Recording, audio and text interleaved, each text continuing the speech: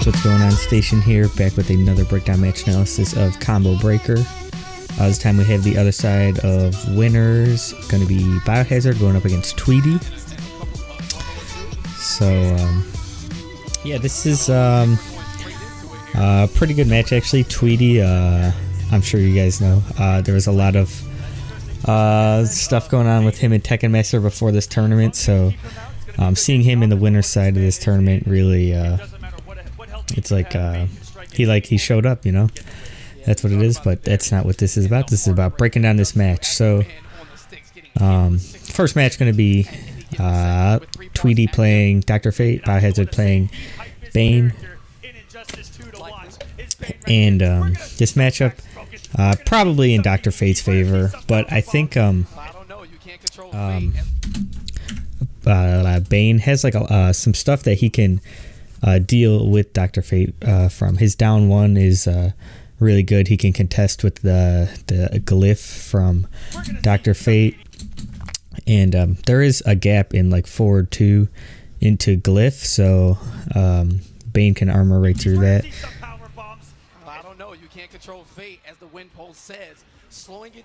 Yeah, but this right here is really where Dr. Fate's going to excel, obviously. It's really hard for Bane to get in, but once he does get in, you know. That down one is really good, though.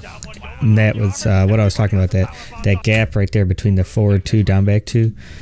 Most characters can't really deal with that, do anything about it. I mean, I think every character can super through it, except for, like, Cyborg, maybe because it's so slow. But Bane, you know, with the armor and his trait to all his special moves, he just armors right through that. Really good stuff. And that's going to be a big decision to make in this matchup. Dr. Fate loving to cancel that forward charge into the clip. That's something too. Tweedy loves the orb. He's so good at using the orb. Knowing like when you're trying to be patient and wait for them to whiff that forward 2, he'll sit there and throw 7 orbs in your face instead of going for that down back 1, or that forward 2, I mean. And right there, Biohazard showed that he knows armor through the startup of that orb, just out of range of the command grab. Bane is able to armor up and go straight through the attack for the punish, and we'll see how Tweedy decides to adjust his offense once Biohazard gets a little too close. Yeah, we've already seen the methodical movement of Tweedy just to stay out of the range. Something else that hurt Bane in this matchup is he can't really duck the projectiles, the down forward 1 from Dr. Fate. A lot of characters can duck it at certain ranges, but he would have to be, I don't even know if he can duck it, but if he could, it would have to be really close. And this is so lucky right here. The jump 3 from Dr. Fate is like so weird that it actually hits Biohazard a couple of times. That was smart too. I think that's back 2.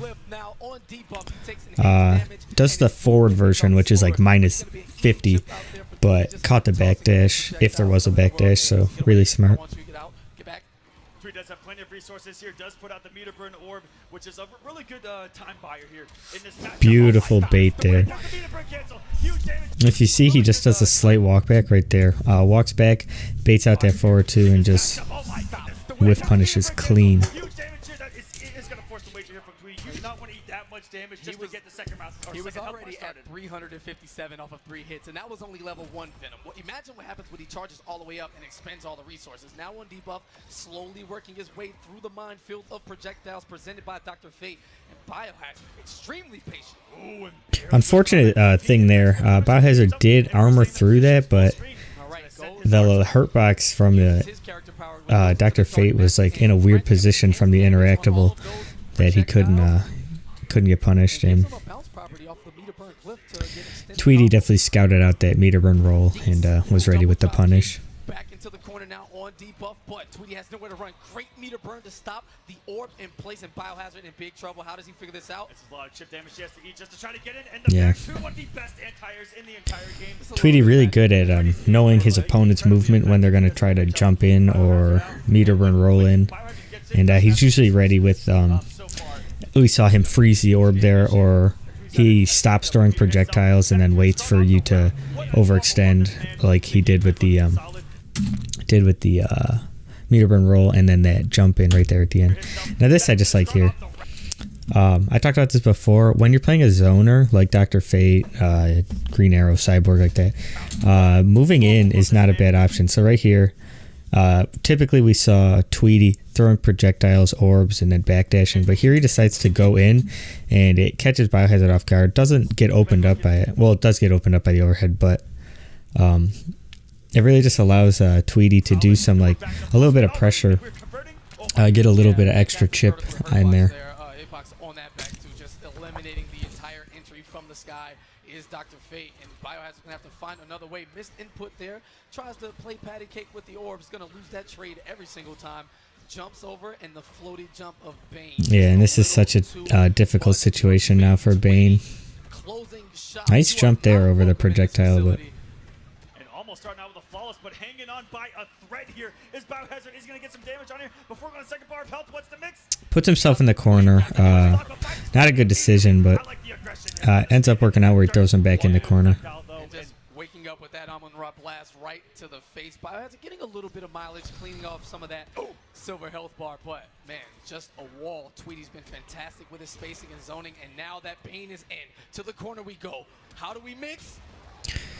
So Biohazard keeps backing off here. I think he's really trying to, like, when he whiffs something, like right there. I'm not sure what he's afraid of, if it's the wake up or the forward two. I don't think he'd be afraid of the wake up because, you know, the armor through it, but right, and that was really smart. With the forward two down into the command grab. The only unfortunate thing is it puts him in the corner, and he's in debuff here and eating so much chip. Really tough situation there.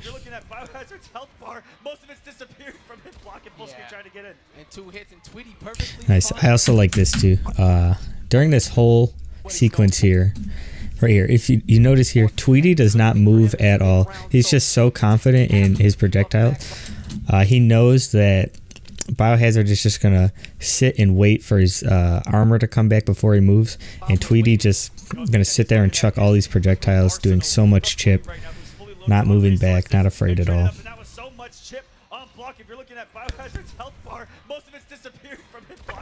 And then once he starts getting that armor back, that's when he'll start backing off.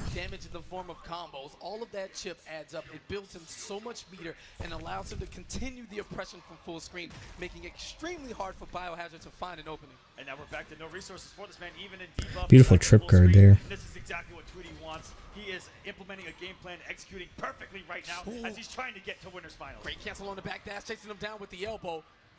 Fighting while debuffed. He's not going to do much in the form of damage, but able to keep the control. You can see he's playing a little bit tentative, actually, Biohazard is. I think Bane versus Dr. Fate, you kind of just have to kind of go ham a little bit. But Biohazard is very calculated player, very like textbook style almost. But yeah, goes to character select after Tweedy's up 2-0. Alright, game 3. Biohazard ends up switching to Starfire. I think that's a smart choice. Bane was really struggling a little bit, and Starfire has a lot more options in this matchup. The air dash, that sweep, projectiles of her own. And even if she's not landing hits, she does, you know, so much chip with the down back one into the trait. Like that. Look at that. It's so crazy. Yeah, tossing that character power on the end of the Stardust, getting that massive pushback. And Tweedy just okay, taking his time, still in the lead here, staying at a mid-range game. No, he can't win the trade battle any further away from his opponent. Biohazard trying to figure it out.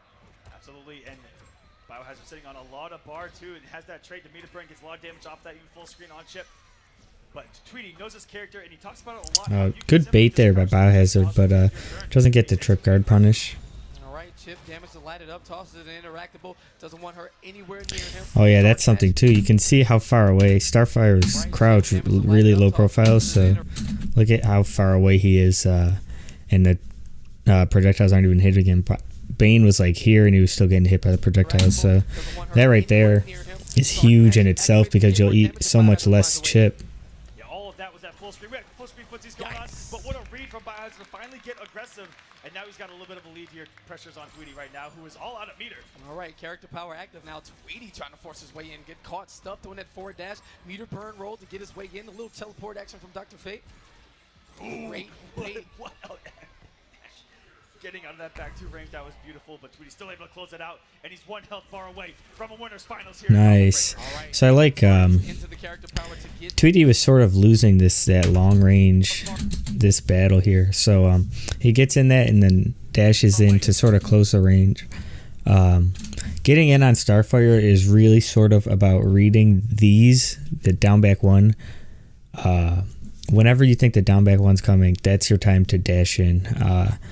They have a lot of like startup / travel, so dash ins usually you should get by it, and then decent amount of recovery. As you saw there's a punish, so that's sort of how you get in on Starfire. And then obviously they have the ability to trait cancel it, so that's their answer to the dash in. But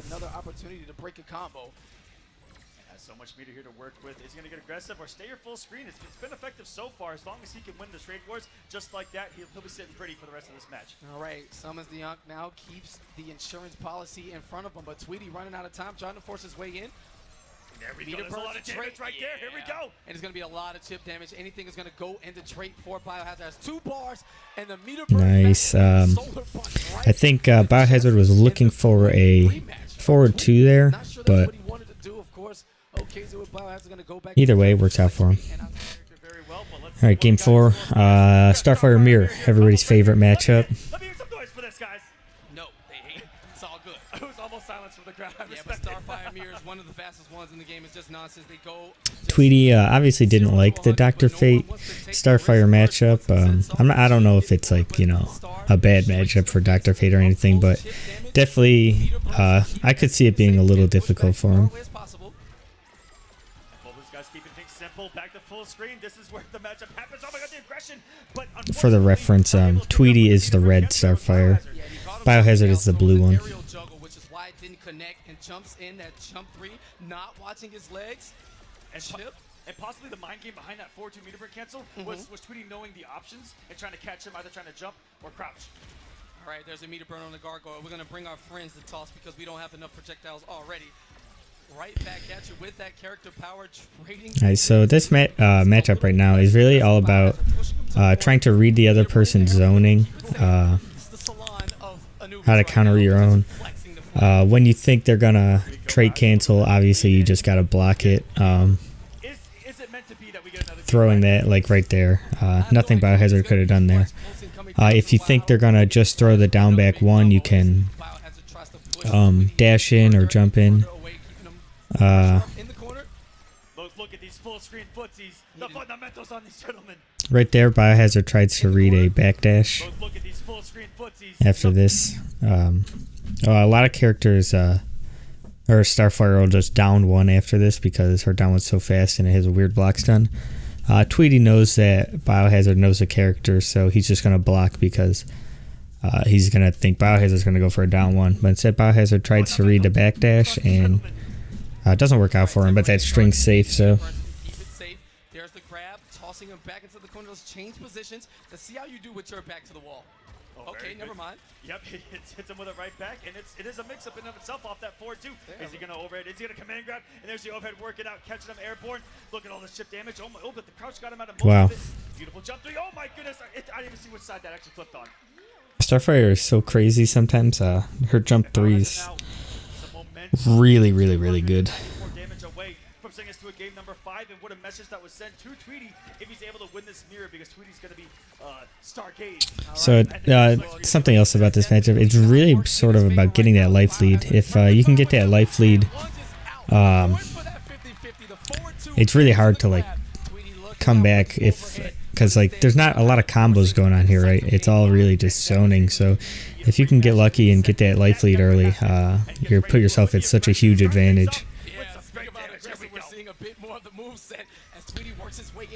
Yeah, because now here you see Biohazard's already down about 50%. Tweedy only down about like 15. Biohazard really doesn't have to go in, but if he wants to make up that life lead quicker, he really has to go in. You can't trade in this situation. Yeah, and this is going to be really good for Biohazard. Evens it up pretty much. Switching them back in positions once more. Trades and pretty even matchup. Yeah, I saw a little bit there of the zoning read.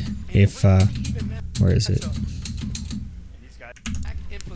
Yeah, right here. If you think they're gonna throw the down back one, down forward one beats it out clean, and I'm pretty sure you take. Yeah, you do more damage as he block. You can block in time from the down back one. So. These guys very good at the matchup themselves. Know what to do. The crouches here and there. In that situation, or right there though, Tweedy reacts to the down forward one with the trait. The trait is so fast from Starfire can punish a lot of projectiles, even full screen. Back to full screen. The battle of these two. Which one's gonna pull the trigger right now and get aggressive? That's been the story so far of the set. Oh my goodness! Wow. Just letting it rip. So right here, the best thing that Bio could have done actually is Tweedy delayed this back forward 2 a little bit. Biohazard actually could have armored back 3 through it, and that would have gave him a huge advantage. Even though he does catch the backdash, forces Tweedy to clash, and Biohazard has more meter, so Biohazard right now in a really good position. You see Tweedy knows he has to go in to make up this life lead. You already saw him dash up once. Now he's jumping air dashing in, so.